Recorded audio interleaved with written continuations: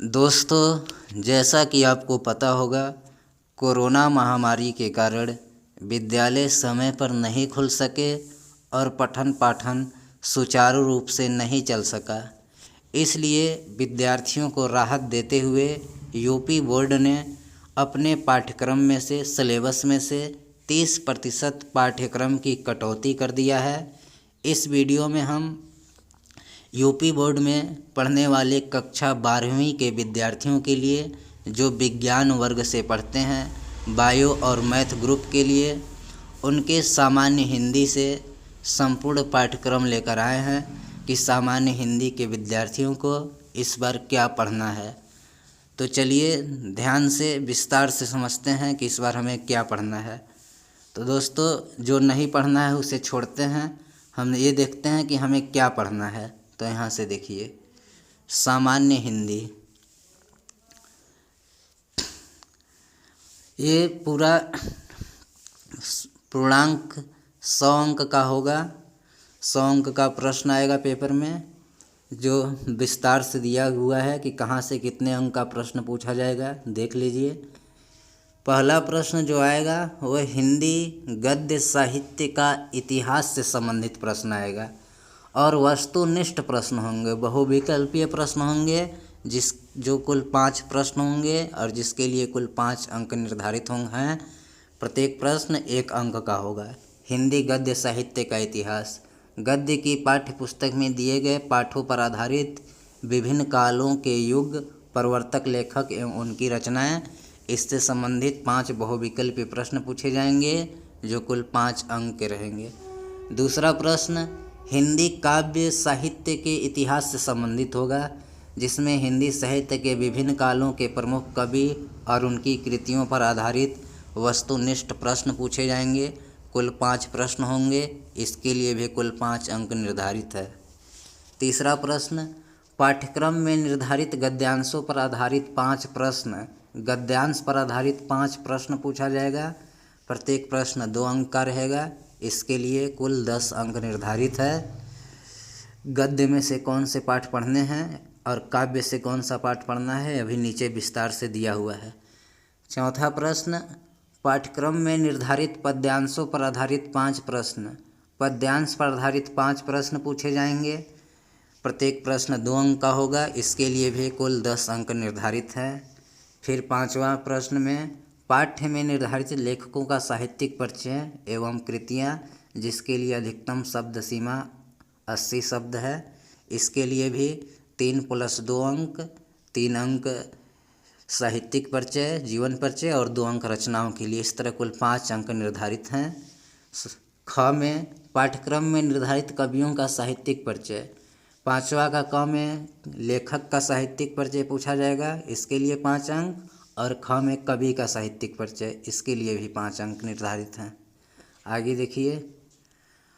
छठा प्रश्न पाठ्यक्रम में निर्धारित कहानियों का सारांश एवं उद्देश्य पर आधारित प्रश्न होंगे, जिसके लिए भी अधिकतम शब्द सीमा 80 शब्द है।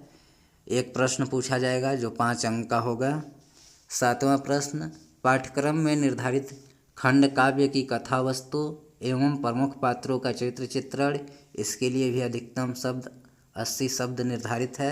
ये भी एक प्रश्न पूछा जाएगा जो कुल 5 अंक का होगा। एक खंड क हो गया। अब खंड ख से जानिए। पाठ्यक्रम में निर्धारित संस्कृत गद्य का संदर्भ सहित हिंदी अनुवाद, इसके लिए कुल 7 अंक निर्धारित हैं। 2 अंक संस्कृत गद्यांश का संदर्भ लिखने के लिए और 5 अंक हिंदी अनुवाद लिखने के लिए। इस तरह कुल 7 अंक निर्धारित हैं। फिर ख में पाठ्यक्रम में निर्धारित संस्कृत पद्य का संदर्भ सहित हिंदी अनुवाद, इसके लिए भी कुल 7 अंक हैं। 2 अंक संदर्भ के लिए, 5 अंक हिंदी अनुवाद के लिए। 9वां प्रश्न देखिए। लोकोक्तियों एवं मुहावरों के अर्थ एवं वाक्य प्रयोग, इसके लिए 2 अंक कुल निर्धारित हैं। 10वां क में संधि पूछा जाएगा, जिसमें से आपको मात्र दीर्घ, गुण, यड़, अयादि, इन्हीं में से किन्हीं 3 संधियों से संबंधित शब्दों का संधि विच्छेद, यही 3 संधि होंगे, याद रखिएगा। दीर्घ, गुण, यड़ और अयादि, इन्हीं तीनों को आपको पढ़ना है, इन्हीं से संबंधित 3 अंक के प्रश्न पूछे जाएंगे। ख में देखिए संस्कृत शब्दों में विभक्ति की पहचान, इसके लिए भी 2 अंक निर्धारित होंगे विभक्ति पहचान के लिए। संज्ञा में आपको मात्र आत्मनन और नामनन का याद करना है रूप। 11 का क देखिए शब्दों में सूक्ष्म अंतर आएगा, इसके लिए भी 2 अंक निर्धारित हैं। ख में अनेकार्थी शब्द पूछे जाएंगे, इसके लिए भी 2 अंक निर्धारित हैं। ग में अनेक शब्दों के लिए 1 शब्द पूछा जाएगा, इसके लिए भी 2 अंक निर्धारित हैं। फिर वाक्यों में त्रुटि मार्जन, लिंग वचन कारक काल एवं वर्तनी संबंधित त्रुटियां को सही करना होगा, इसके लिए 2 अंक निर्धारित हैं। रस में आपको मात्र श्रृंगार, करुण, हास्य, वीर एवं शांत रस का लक्षण एवं उदाहरण पढ़ना है, इसी को याद करना है, पेपर में ही आएगा। मात्र श्रृंगार रस, करुण रस, हास्य रस, वीर रस एवं शांत रस।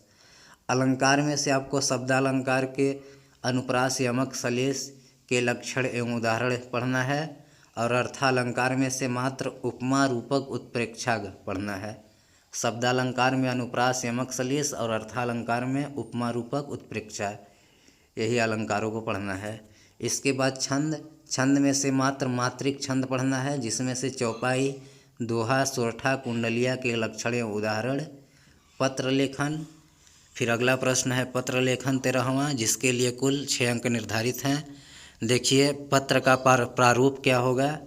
नियुक्ति या आवेदन पत्र लिखने को आ सकता है, या बैंक से किसी व्यवसाय के लिए ऋण प्राप्त करने का आवेदन पत्र, या अपने नगर या गांव की सफाई हेतु संबंधित अधिकारी को प्रार्थना पत्र। पत्र लेखन के यही विषय होंगे। निबंध जो कुल 9 अंक का होगा। निबंध का विषय देखिए क्या है। विज्ञान, वाणिज्य, शिक्षा, कृषि, सामाजिक एवं राजनैतिक चेतना पर आधारित जनसंख्या, स्वास्थ्य, शिक्षा व पर्यावरण से संबंधित निबंध पूछे जाएंगे, इसके लिए कुल 9 अंक निर्धारित हैं। अब हम जानते हैं कि सामान्य हिंदी में हमें किस किस पाठ को पढ़ना है, कहाँ से पेपर में आएगा।